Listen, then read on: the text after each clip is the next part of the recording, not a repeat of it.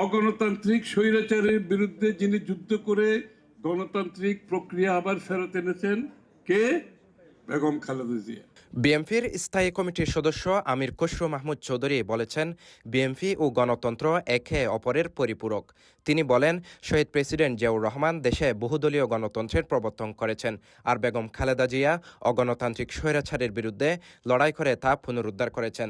তাই দেশে গণতন্ত্র পুনঃপ্রতিষ্ঠায় আগামী নির্বাচনে বিএনপিকে ভোট দেওয়ার আহ্বান জানান তিনি। বিএনপিকে ভোট দেওয়ার প্রথম কারণ হচ্ছে বাংলাদেশে প্রথম বহুদলীয় গণতন্ত্র বিএনপি করেছে শহীদ প্রেসিডেন্ট জিয়াউর রহমান। এই জন্য বিএনপিকে ভোট দেব। বাংলাদেশে অগণতান্ত্রিক স্বৈরাচারের বিরুদ্ধে যিনি যুদ্ধ করে গণতান্ত্রিক প্রক্রিয়া আবার ফেরত এনেছেন কে? বেগম খালেদা জিয়া।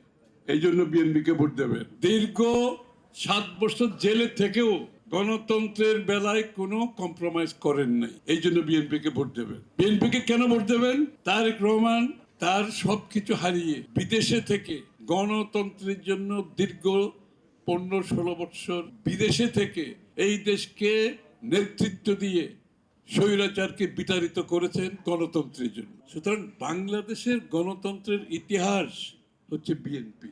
বিএনপি এবং গণতন্ত্র একে অপরের পরিপূরক।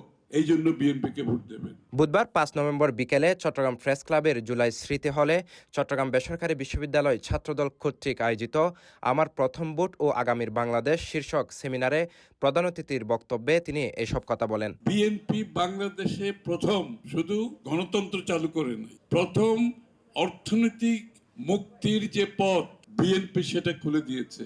অর্থাৎ মুক্ত বাজার অর্থনীতি। আগে অর্থনীতি ছিল আওয়ামী লীগের নেতাদের পকেটে পকেটে, তাই না? শেখ মুজিবের সময় আওয়ামী লীগের নেতাদের পকেটে। জিয়াউর রহমান সাহেব মুক্ত বাজার অর্থনীতির মাধ্যমে অর্থনীতিকে জনগণের কাছে নিয়ে গেছে। বেসরকারি বিশ্ববিদ্যালয় ছাত্রদলের সাধারণ সম্পাদক এম রাজিবুল ইসলাম তালুকদারের সঞ্চালনায় এবং সভাপতি মোহাম্মদ আবু হুরায়রার সভাপতিত্বে সেমিনারে বক্তব্য রাখেন বিএনপির জাতীয় নির্বাহী কমিটির সহ সাংগঠনিক সম্পাদক মীর মোহাম্মদ হেলাল উদ্দিন, সদস্য বিচারপতি ফয়সল মাহমুদ ফয়জি, হুম্মাম কাদের চৌধুরী, বিএনপির আন্তর্জাতিক বিষয়ক উপকমিটির সদস্য ইসরাফিল খসরু মাহমুদ চৌধুরী এবং প্রিমিয়ার বিশ্ববিদ্যালয়ের উপাচার্য অধ্যাপক নসরুল কদির। আমরা চিন্তা করেছি আমরা কোথায় কোথায় ক্ষতিগ্রস্ত হচ্ছি, কোথায় কোথায় ক্ষতিগ্রস্ত হচ্ছে, কোন সেক্টরটাকে ডেভেলপ করতে হবে, কি পরিমাণ ডেভেলপ করতে হবে, কিভাবে ডেভেলপ করতে হবে। এই জন্য আমাদের যে পরিবর্তনের প্রতিশ্রুতি সেটির সাথে আমরা সেই প্রতিশ্রুতিগুলো কিভাবে বাস্তবায়ন করব সেই রূপরেখা আমরা পরিষ্কার করে দিয়েছি। এই জন্য আমি বারবার বলি, তারুণ্যের প্রথম ভোট পরিবর্তনের জন্য নয়, বিএনপির জন্যই হোক। কারণ একমাত্র বিএনপি বাংলাদেশে আনতে পারে সাস্টেইনেবল ডেভেলপমেন্ট।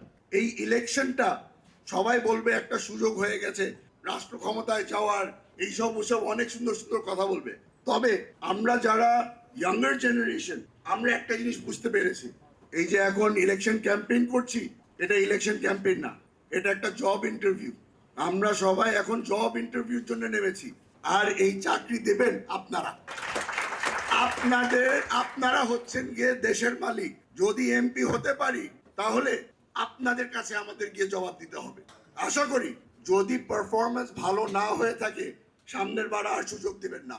আমরা যদি অন্যায় কাজ করি মানুষ আমাদের কাছে আসবে না। আমরা যদি অসামাজিক কার্যকলাপে যাই মানুষ কি আমাদের কাছে আসবে না। জনগণ তখন বিমুখ হয়ে যাবে। কাজে আমরা যারা জাতীয়তাবাদী দল করি, তরুণরা এবং প্রবীণরা সকলে যেন আমরা একটা উদাহরণ হয়ে দাঁড়াই, যাতে জনগণ আমাদের বিমুখ না হয় এবং জনগণ আমাদের উপর ভরসা রাখে।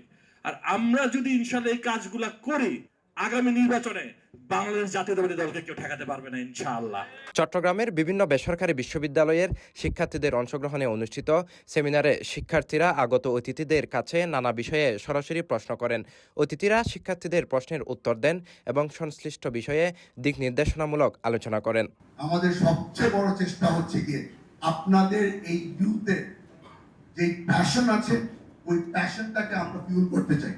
Sheikh Mohammad Faisal, CTG post, Chittagong.